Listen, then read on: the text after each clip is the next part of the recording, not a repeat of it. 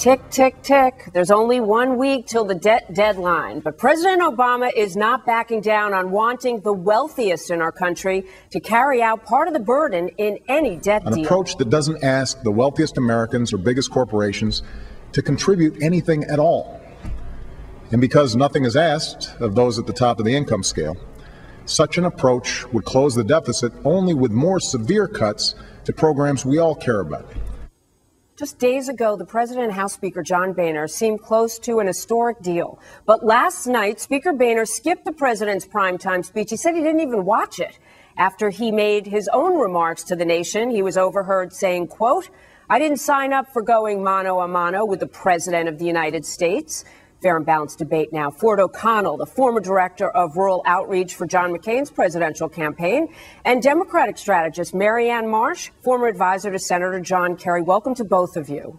Thank you. Good morning, Jamie. Marianne, the highest wage earners in our country, that's who the president pointed out last night. Yet the Reid plan doesn't call for new taxes, higher taxes. Did he undercut his own party's plan?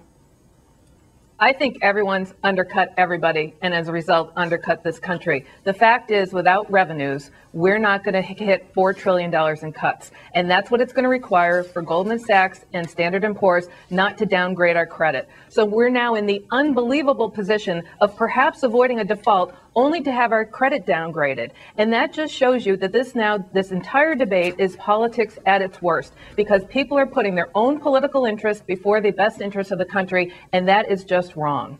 What do you think?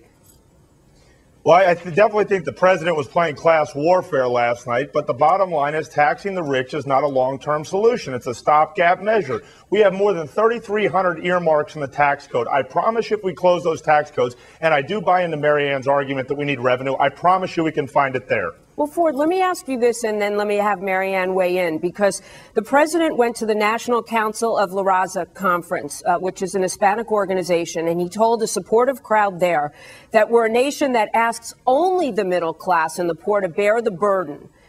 Is he misleading in any way? Do either of you think? I wanted to get your opinion on it, because it almost suggests that the wealthy don't contribute at all. Ford? Of course the president's misleading. He wants to win re-election. He knows he needs Hispanics in the battleground states. The bottom line is the wealthiest 1% in this country pay most of the taxes and do most of the hiring. Penalizing them for being successful is bad. What we need to do is close the loopholes in the tax code. And if we actually have a spending problem, not a revenue problem, but whatever revenue we may need, we can probably get there, I assure you. Marianne, please weigh in on this, and also the fact that in that same speech, the president said neither party is blameless. Yet in the speech last night, he seemed to really call out and only target Republicans. What are your thoughts?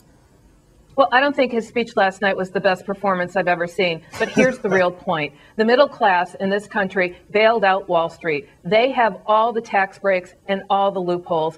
The folks who run those banks and corporations and hedge funds pay less in taxes than the people who work for them. That's wrong. And yet, if we go down the road proposed specifically by the Republicans in the House, that same group of people, the middle class, will be told no Social Security for you, no Medicare for you, none of the things you've already paid into. And that's the problem. Republicans are doing this because they want to avoid a primary.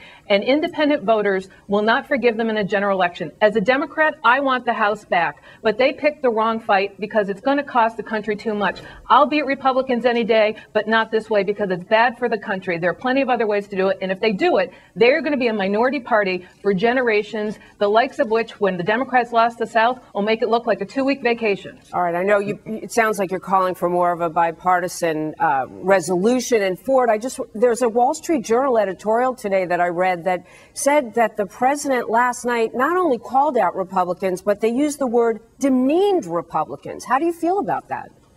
I mean, once again, what else do you expect by a president who's not offered a plan? Boehner's offered 2, Reid's offered 1, and now the president's to the left of his own Senate Majority Leader. The president wants to win re-election. He's not concerned about the plight of the American people. And the number one issue for independents is jobs. If we default, we will hurt jobs. That's the bottom line. All right, Ford O'Connell, Marianne Marsh, really interesting discussion today. Good to have both sides. Thank you. Thank you. Thanks, Jamie.